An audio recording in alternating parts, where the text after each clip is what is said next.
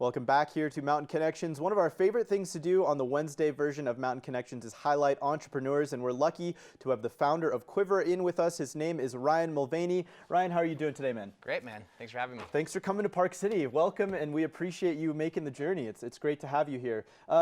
For people who don't know about you, tell us a little bit about yourself. How did you get into the entrepreneurial world?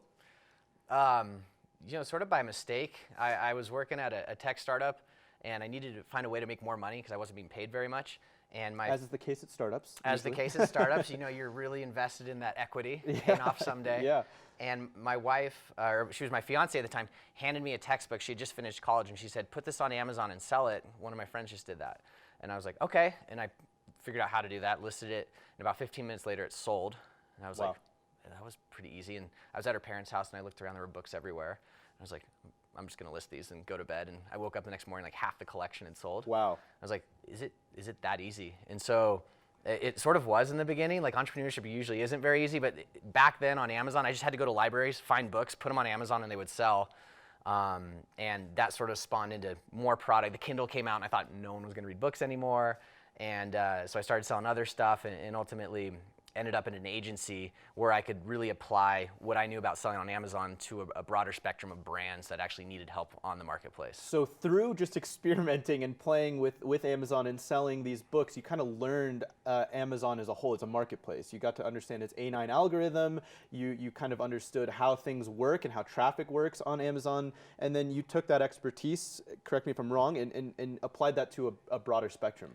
Yeah, what we realized is, it was humbling to realize that I was sort of part of the problem for brands on Amazon because I was just finding their products and selling them through the marketplace. I didn't really care about the image out there for them, and realized that we could help them out a lot by partnering with them rather than trying to sort of hide from them.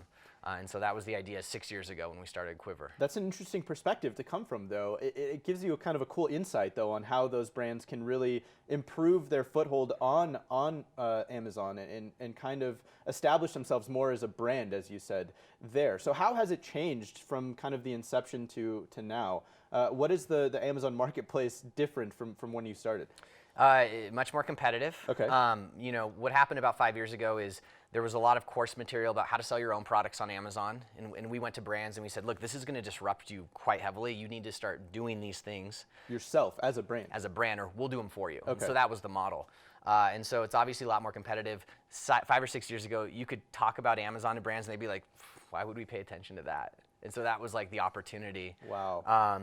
It's weird to even think that brands 5 or 6 years ago were like, Amazon, I don't even, they were passing it by. And I'm sure now they're going to fight for any place that they can inside of the Amazon marketplace. Yeah. Well, I mean, they had a bad taste in their mouth from people like me that were like just throwing their stuff up there without any care for the brand. And so I understood it, and we also understood that we could fix it.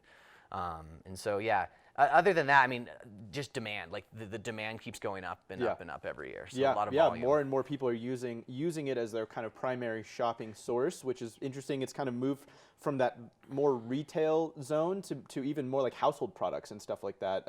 Daily cleaning stuff. People that get stuff that people get on a regular basis at Walmart are now they're just ordering on a monthly basis from Amazon. So that's pretty interesting there as well. And you bring up Walmart, and that's the other piece. It's like you have Walmart who's like, well, we're not going to back down. And so you have these two titans going up against each other. And the good news for consumers is like you win. Yeah. Right? They're going to lose money to battle each other, which means they're going to keep prices low and get stuff to you very quickly. And that's really the battleground they're playing on today. Which is good for consumers. Let's talk a little bit about you as an entrepreneur. When you realize that kind of that opportunity, tell me about how you kind of made that idea come to fruition and actually started Cuivre and got all of that together. Okay, cool. So I was a client manager at this agency. I was just doing digital marketing stuff, and then Amazon was the side thing I had. And then we realized that we could apply the Amazon stuff to the clients. So I went to the owner of the agency and I said, hey, we should spin this up. And he's like, okay, if we're going to do this, we should really think big. And I was like, I was just like a kid. Like I was like, okay, yeah, let's think big. And so we grew the business, and he and another partner were able to help cash flow the business because it was intense. We would bring on a new client. We'd have to cut a pretty large purchase order to then sell their product. We would actually sell on their behalf. Yeah. And as we grew the business, we realized it was continuously going to need to be more and more cash intensive. And so we started thinking about, probably after 3 years of business, we had some decent growth, and we were like, maybe we should look for an acquisition by a strategic partner. And we ended up selling the business in 2017 to a strategic partner that had a pretty immense portfolio of brands that we could leverage, and then also had the capital resources so that we could continue to grow the business. That's fantastic. And what were some of the early roadblocks that you experienced in getting this off the ground? For those who are watching, who are trying to maybe get their own startup going, or who have a great idea that they want to pursue, what were some of those early lessons that you learned that you think are absolutely crucial that got you to where you are today? You know, don't stop trying. Like, I had a lot of ideas, and you really, you know, my wife handed me this quote. We were just dating then. It was this quote, and it was like, better than doing 1,000 things okay is doing one thing right. Yeah. And so I naturally have ADD. I like to chase butterflies. And so zooming in on one thing that you can focus on, and that was Amazon for me. That was the first time I was like, all right, I'm laying my flag, and this is what it's going to be.